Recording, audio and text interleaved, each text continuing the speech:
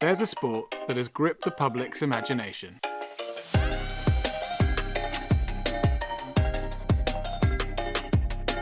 I'd say in the last sort of 4 or 5 years, it's just grown and grown in popularity. The change has been huge. We've got something like 400 to 500% more people going climbing every day now than we did at the beginning. Climbing has gone from niche sport to the Olympic stage. So we're here at Stronghold in London Fields and we're screening the men's finals for the bouldering and the lead climbing at the Paris 2024 Olympics. It's the second year we've had climbing at the Olympics. We've got a few more GB athletes this year that have qualified for finals as well. I've been climbing for about 2 years now, and it was just a friend that suggested it to me one day. Came down to this climbing centre and have been into it ever since. It's become really popular in London. I'd heard a lot more about people doing it and it became more of a thing in my social circle, so that was what got me into it really. Historically, climbing was solely done outdoors, but the increase in the need for urban activities has seen indoor climbing grow at a rapid pace. There's now around 450 walls in the UK. Bouldering walls are the most popular. They're sort of growing at the fastest rate. Indoor climbing didn't exist until maybe around the 80s or 90s when climbers started using brick walls and plastic holes on the side of buildings and stuff and in gymnasiums to try and train for outdoor climbing. And then gradually indoor climbing has just become a pursuit of its own. 75% of people who climb right now are solely indoor climbers. According to Sport England, around 370,000 people participate in indoor climbing and bouldering at least twice a month. In the UK, climbing was so counterculture for a long time, and it was outside, it was non-commercial. The rise of the urban and the commercial and the indoor feels like anathema to kind of the original mission. So I think you have a spectrum. You have people who only climb outside, you have people that only climb inside, and you have people that dip in and out of both. Jed McDonald is the founder and CEO of the Climbing Hangar, the first UK climbing company to gain private equity investment. We opened the Climbing Hangar on 8th of January 2011, hot on the heels of the financial crisis in a very, very fierce winter. It was a passion project at the beginning, like through and through. I had so little money. I had to live in a store cupboard where I lived for 18 months. We're planning to be somewhere around 50 sites in total, maybe north of that. The whole industry at the time was basically people like me, like people who were just like climbing. And then slowly, it moved away from someone had seen it because their kid had been to a birthday party to they'd done it themselves or other adults had done it. But when in 2014, Shauna did her first World Cup, she podiumed, and then Red Bull and Adidas sponsored Shauna. And for me, that was the bellwether. Red Bull in particular can sponsor anyone. I mean, they did the raddest things. Why are they focused on us? Shauna Coxey is one of the UK's most decorated climbers. She's won 11 World Cup gold medals, podiumed over 30 times, and has won the bouldering world title twice. I started climbing at the age of 4, and when I started things looked very different. I started because I saw climbing on the TV, French free climber Catherine Destoril climbing on cliffs in Africa without ropes, and it just captivated me. I was 7 years old when I started competing, but I have this vivid memory of watching the older girls climb and do things that seemed impossible, and I wanted to be just like them. In 2016, the climbing world received a major announcement. So climbing was confirmed as an Olympic sport in August 2016 during the Rio Olympics. The response initially was one of excitement. Oh my God, this is going to change the game. Obviously people in the industry themselves are very excited about sales potential, uplift, all of that sort of stuff. Whereas I think the more kind of sober amongst us were like, it's a trial sport. In a bid to show that the Olympics could connect with younger audiences and help safeguard the future of its multi-billion-dollar broadcast deals, organisers added a handful of new urban events to the Tokyo 2020 programme. Sports climbing was one of them. For climbing, the Olympics means more eyeballs, more interest, more attention, and I think at first some people who were more traditional climbers, more outdoor focused. They were worried about the impact on more people in the sport, going into the outdoors, and the impact on the environment, the impact on the sports culture as well. As soon as something's in the Olympics, that will bring it to a wider audience than ever before, which is against the grain of people that prefer things to be niche. So when your favourite band suddenly gets a proper deal and they can pay to travel to gigs, sold out, some would say, others say pay the bills. It's a huge dream of any athlete to make the Olympic Games, but for many years before it was an Olympic sport, we just couldn't really aspire to that. So for younger athletes, it was a huge boost for them. When it was announced that climbing was going to be part of the Olympics, I had already had the career that I dreamed of, but was a new challenge presented, and I couldn't stop the urge to see if it was possible for me to compete.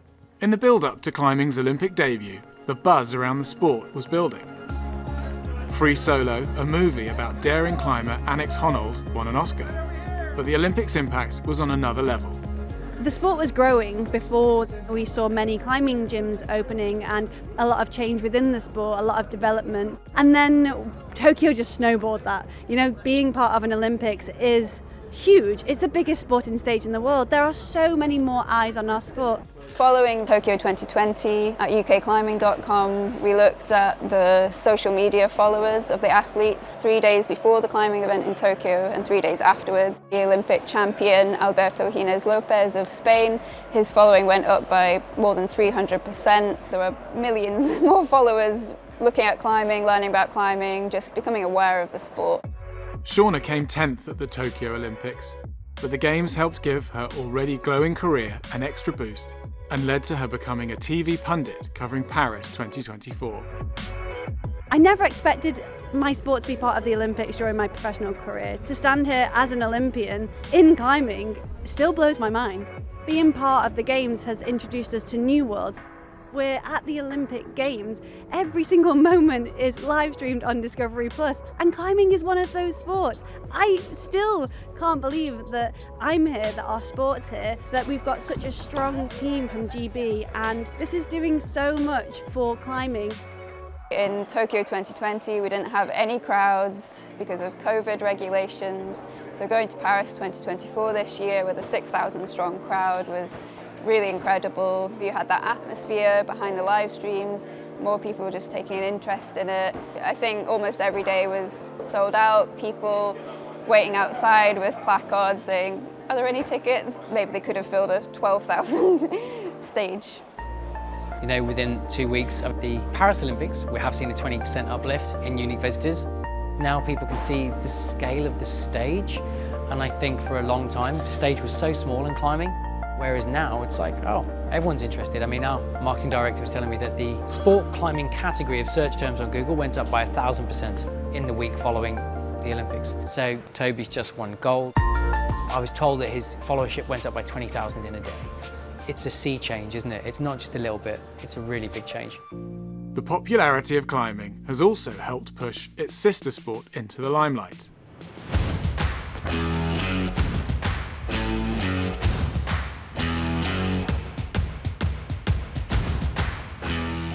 My name's Abby, I'm a visually impaired climber. I climb for the B2 women's category in paraclimbing, and I'm the current world champion.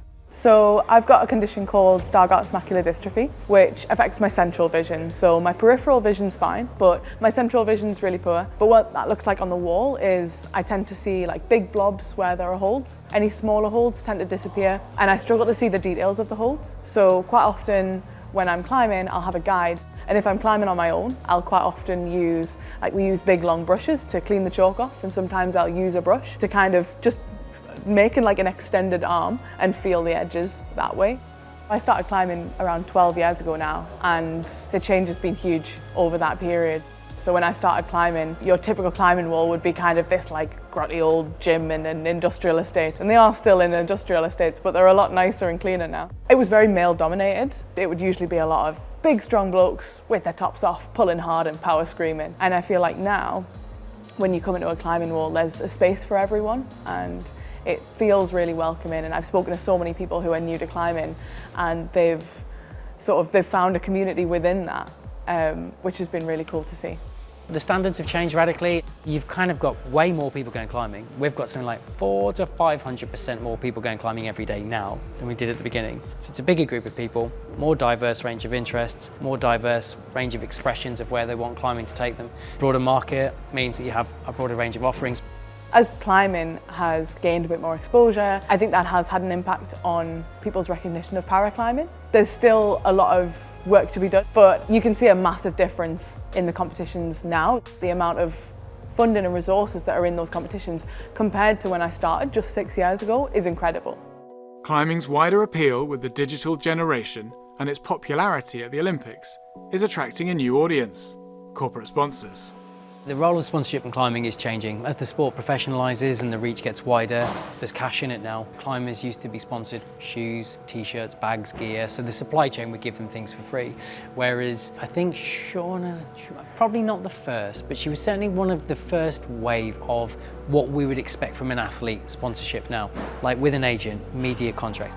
I think there's been bigger opportunities for athletes at the very top of the sport. They're getting sponsored by car companies, banks, Red Bull, Coke, all these major companies, but that's very few and far between. If you're working your way onto the World Cup circuit or working your way up it, there's still very few opportunities to make big money in climbing. I think for our sport, it's so young. There is a lot of development that needs to happen, but the Olympics bringing new doors for us to open and new relationships to explore, that's definitely happened.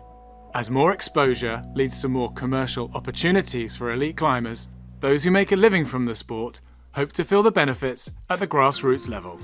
I think from an industry perspective, we'll see some consolidation, we'll see more investors move in, a greater use of marketing and marketing technologies to sort of make things more effective. So I think that's kind of like the first stage. Climbing is now entering into this more mature phase where more people go climbing. Climbing is a normal thing. Some people use climbing as exercise, some people will use it as a social setting, other people are well into climbing, like me, just nothing's really changed.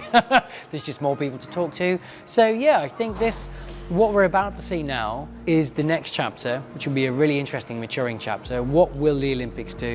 What will that scale of appeal and awareness do? I still think we've got loads of exciting times left to see how the story unfolds. There's some really exciting times ahead for the culture of climbing.